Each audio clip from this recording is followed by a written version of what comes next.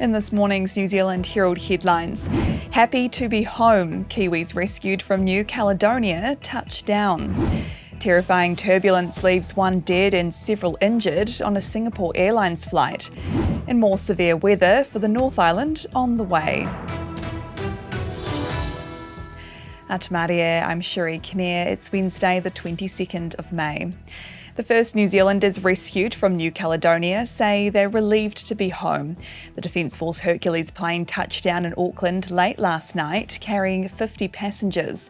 It's one of a number of evacuations taking place over the coming days. 6 people have died in the violent unrest in the French island territory, sparked over contested electoral reform. Holidaymakers Mike and Christine Riley say it was a hellish experience. We were in a safe and peaceful enclave most of the time, but unexpectedly we'd hear explosions coming across from the city, and there'd be smoke and smell of acrid smoke in the air most mornings, and columns of smoke rising in the distance. A British man has died after a Singapore Airlines flight from London dropped suddenly amid severe turbulence. The airline says there were 211 passengers and 18 crew on board the flight to Singapore, including 23 passengers from New Zealand.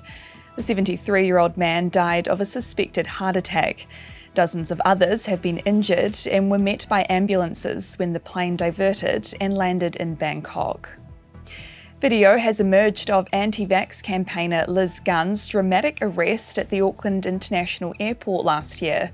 It comes after a judge yesterday found Gunn guilty of assault following an eventful trial of the former TVNZ host.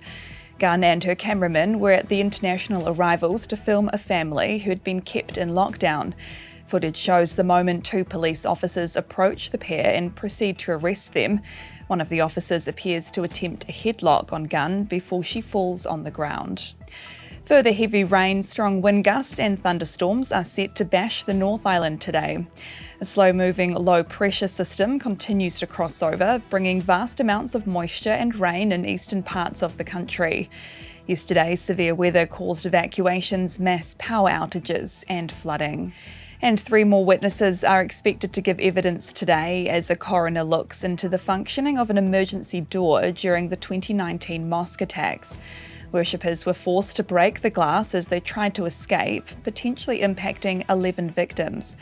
A mosque volunteer says the manual rotating lock would have been hard to use in an emergency. Another described the door as sticky and not great mechanically. And those are the latest New Zealand Herald headlines. For more news worth knowing, head to nzherald.co.nz. Kia pai te rā. Thanks for checking out our YouTube channel to stay up to date with all the latest news from the New Zealand Herald. Click the subscribe button below or check out one of the videos here, and head over to nzherald.co.nz for more details on these stories and more.